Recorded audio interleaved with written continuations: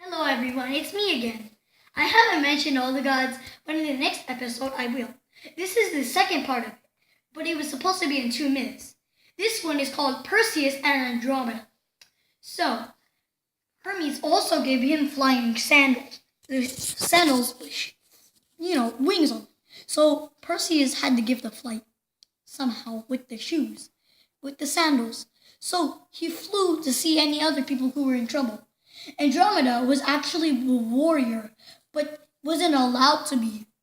Her father let her be a warrior in the castle grounds and practice with him. She always would beat him. Anyways, when she beat him, she said she wanted to be in the army, but in his army. But he said that the people will not allow this, and he cannot change the rules. He could, but that's on the people's and the town's vote. So, the castle and the whole land was on one island in the middle of the ocean, which Poseidon lived in the ocean close by.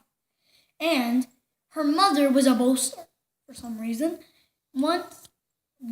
There was one man who wanted to get married to her, but she did not want someone who was unworthy of marrying her.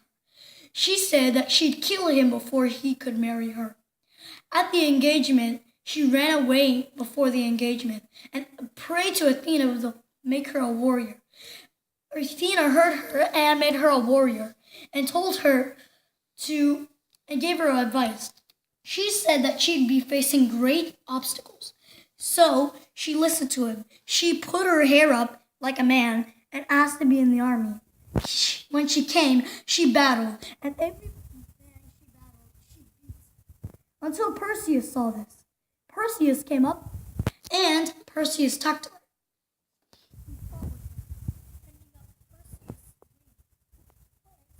He followed her.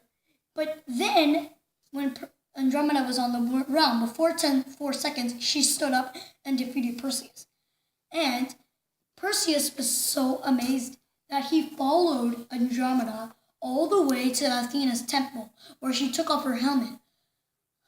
Perseus was amazed that this big warrior wearing silver was actually a woman. He was very surprised. But one thing for sure, the next day when he battled, Andromeda didn't know that he knew that she was a girl.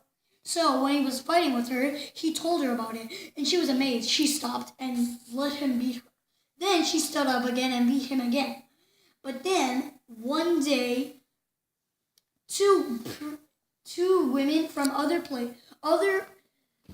two queens from other places, from Thebes and Athens, talked to her. They came for a visit. And the queen boasted, but she didn't know that the 3 sea nymphs, the daughters of Poseidon, was listening.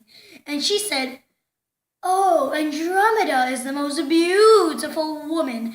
She's very beautiful. She's more beautiful than the 3 sea nymphs of the ocean." But outraged, they were so angry they told Poseidon, but he said, "She's a boaster. It's fine." But then they lied to him and said, "Oh, she said bad things about you, Daddy. She said that you were a weird fishy head with 20 tentacles." Outraged, Poseidon sent his pet, a big ginormous sea serpent who destroyed a ton of ships at sea, warships and tons. So he came and he sent the serpents to destroy everybody and everyone on it, saying that they'd spare the whole island if they chained Andromeda to a wall, hoping that they would kill her. Her parents, very rude, literally put her on the wall and agreed. When Perseus saw this, he saved her instead. And he also asked if he could be engaged for some reason before. She was like, "Save me first, and then you can." So he did that. And her uncle, who actually wanted to also be engaged to her, came over and tried to kill everyone, all the other suitors. Instead, Perseus got his Medusa head and shown it out all of them and her parents. She was very happy of this because her parents were very mean to her. So, anyways, Perseus and Andromeda became husband and wife. And the gods were so proud of them both that they also slayed the serpent. And the gods were proud of them, so they made them constellations in the sky. You can find Perseus and Andromeda in the sky today, actually. And it's very amazing. The end. Hope you liked it.